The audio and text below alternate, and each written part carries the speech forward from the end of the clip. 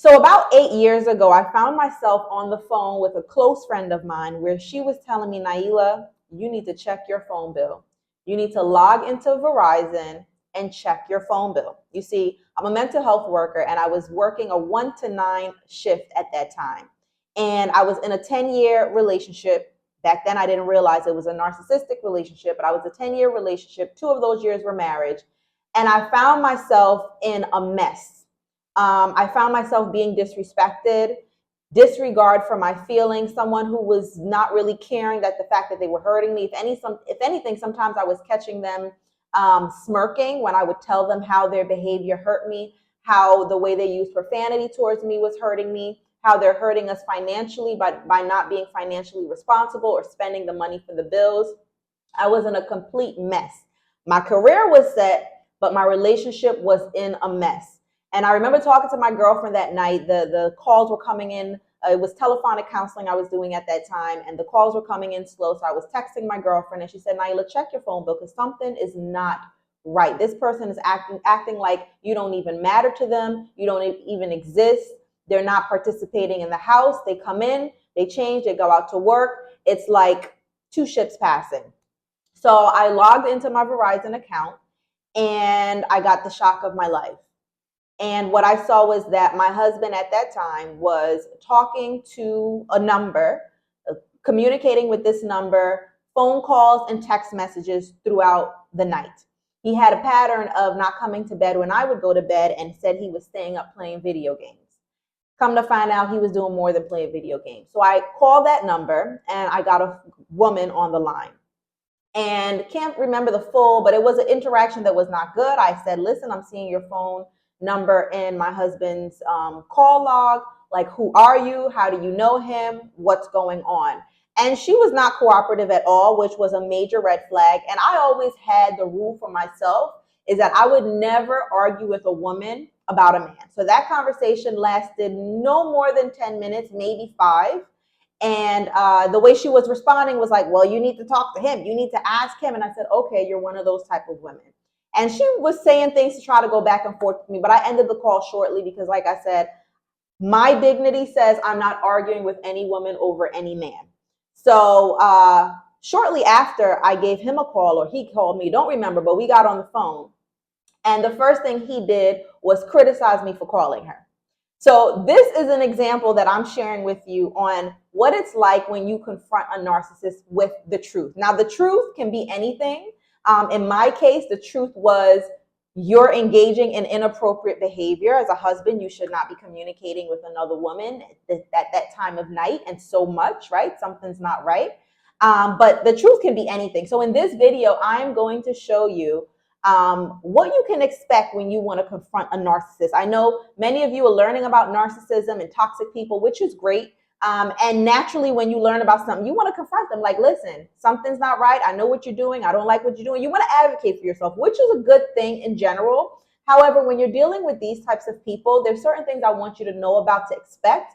And I'm not just going to talk to you about them. You know how I roll. I'm not just going to talk to you about them, but I'm also going to inform you or recommend to you on how you need to approach it and the solutions for yourself. Because we don't want to just be educated on them, but we want to know what do we need to do for ourselves to get to a place of peace. That is the ultimate goal, right? Okay. So the first thing I want you to expect when what happens when you confront a narcissist with the truth is that they can become defensive. Instead of addressing the truth that you're bringing to them, they address feeling attacked. Right? And that is a manipulative strategy, right? To deflect from the main point, which is the truth that you're presenting to them.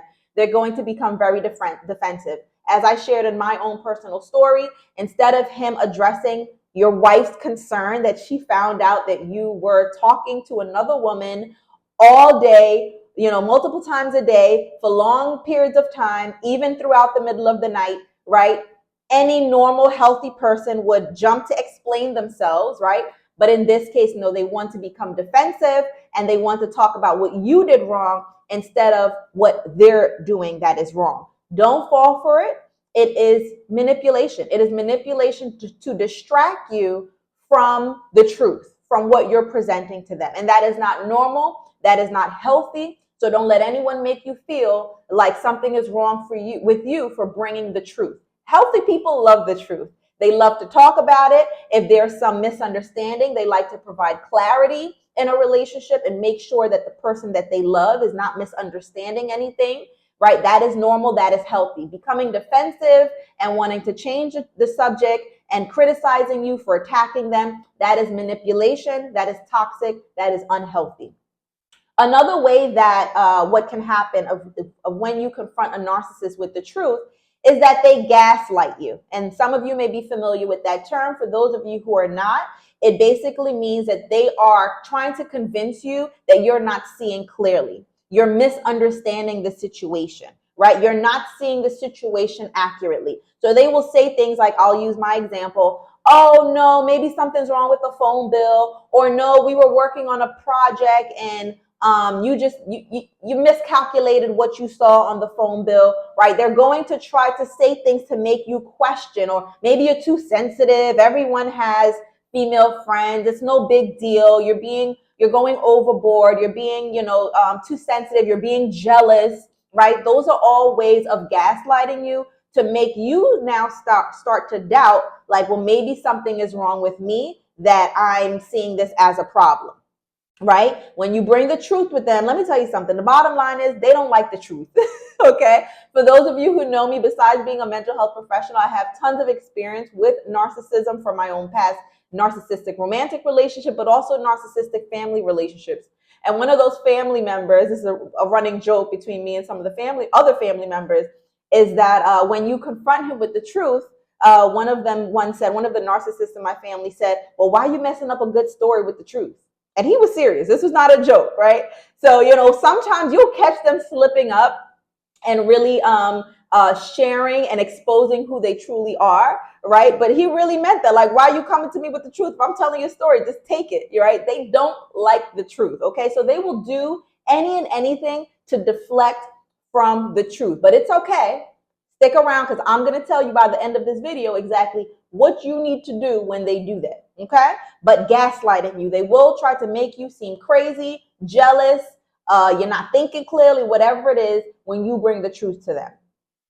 The third thing that could possibly happen when you confront a narcissist with the truth is that they may try to intimidate you, scare you into shutting up and letting it go. Okay, so if they see that the manipulation, the gaslighting is not working, them being defensive is not working, they may go towards intimidating you. Maybe saying things to make you feel unsafe, saying things to intimidate you, making you feel like, yeah, you're not safe. They might hurt you. If they have a gun, they may say things. They may say things to make you think like, this person might snap. This person might hurt me. This person might hurt my family. They will say things to try to intimidate you. Okay. And that is all to shut you up. They don't want the truth. They want you to stop with this nonsense in their mind, this nonsense. And they just want to go back to the way things were. Let me do what I want to do. I'm entitled to do what I want to do. And you don't have the right to tell me when I'm wrong and what I shouldn't be doing. Just sit back, enjoy the ride, and let me drive the car. Okay. I know it sounds crazy, but this is really how these people think. Now, they will never admit it. So this is why when people say, should I tell them I know they're narcissists? You can, but it's kind of a waste of time because they don't have any intentions on changing. Okay, they like it just the way it is. Okay, the fourth thing that can happen when you confront a narcissist with the truth, they actually might do the opposite of everything I just said, and they may become quiet and nonchalant. See, it depends on their personality. It depends on the situation. It depends on your personality. Yes, narcissists typically have things in common. However, they all function differently, right? Some of you may have heard of overt narcissists, covert narcissists, but you don't have to study all of that. That's one of the things I tell my clients, like, the Relationship Detox, I have a class within the course on narcissism, but my main focus is about you because people are getting PhDs in narcissism, as I say, jokingly, they're learning so much about it, but they're still stuck. They're still not able to heal and move on and just live their best life, right? So you don't have to study all the types of narcissism, but my point is that you will see some similarities in them, but you would also see some differences in them.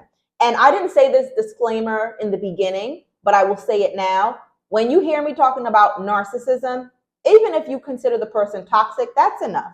Someone that is destructive to your well-being, right? Your emotional well-being, your psychological well-being, your physical well-being, your spiritual well-being, someone that is not healthy for you. That is ultimately what we are talking about here. You don't have to technically consider the person that brought you here to my channel, that brought you here to my channel as a narcissist. We're just talking about people who are manipulative and unhealthy for you.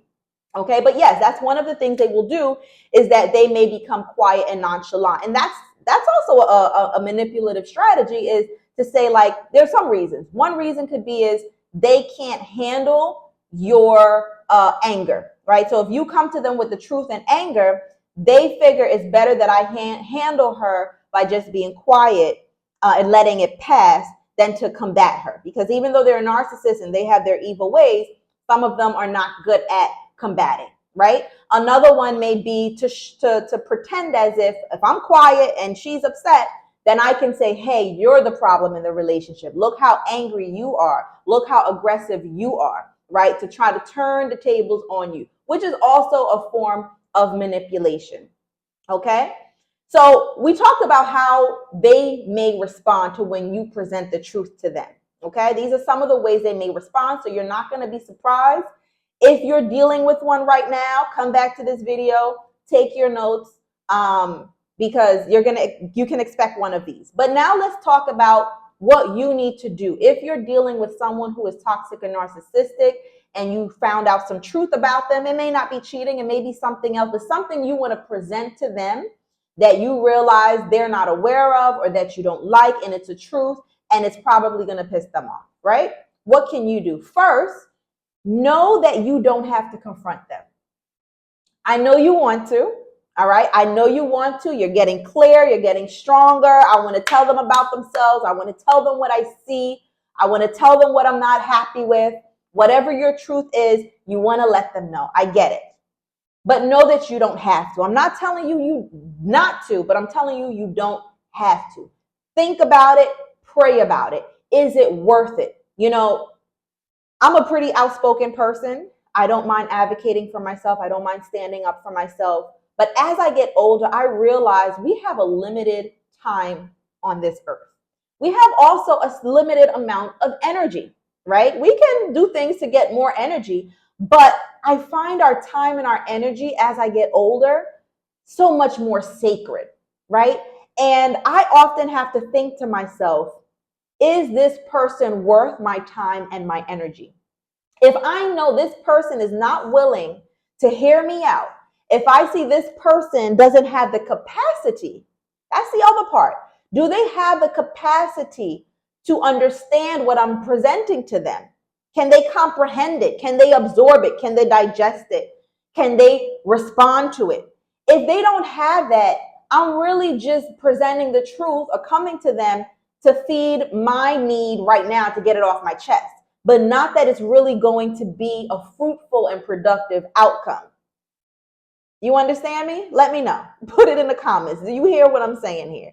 Okay? So just know that you don't have to confront them. Make sure you're, like I said, thinking about it, praying on it. Am I doing this just to get it off my chest?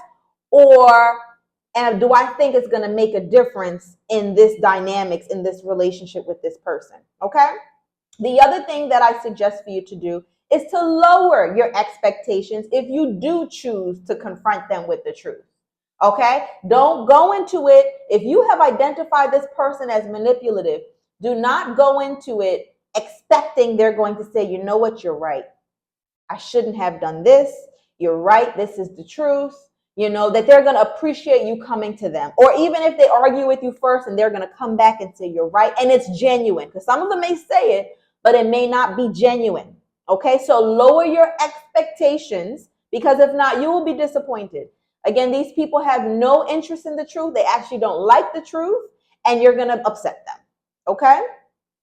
The third thing I advise you to do is to completely eradicate any need you have for them to acknowledge and own the truth. In a healthy relationship, even if it makes them a little uncomfortable in the beginning. We're all human, right? Sometimes the truth can make us if the truth is not nice or it doesn't suit in our favor, right? It can make us a bit uncomfortable. But eventually you're going to think about it. You're going to say, you know what? You're right. I see what you're saying. I do acknowledge, I take accountability for it, et cetera, et cetera. That's in a healthy situation, right? Because ultimately in a healthy relationship, people want peace. People want both parties to be at peace, to have joy, to have happiness, to feel safe, to feel comfortable, to feel like they're growing, right? When you're in a relationship with a narcissist or someone with a destructive personality type, that's not their goal. If anything, they like to keep you on edge, right? So they're not going to acknowledge your truth genuinely, and they're definitely not going to take ownership for it because in their mind, they're fine. Nothing's wrong with them. And even if they go through moments, because I've seen it, they go through moments where, yeah, I should do better here, I should do better there. That is short-lived. That is why they keep you on a roller coaster, because they have moments where they're like, you know what, I should do better, I should be better. And they go right back to what it was because it's in their nature. You cannot adopt a baby alligator and that alligator gets large and possibly may not bite you. It's in the alligator's nature.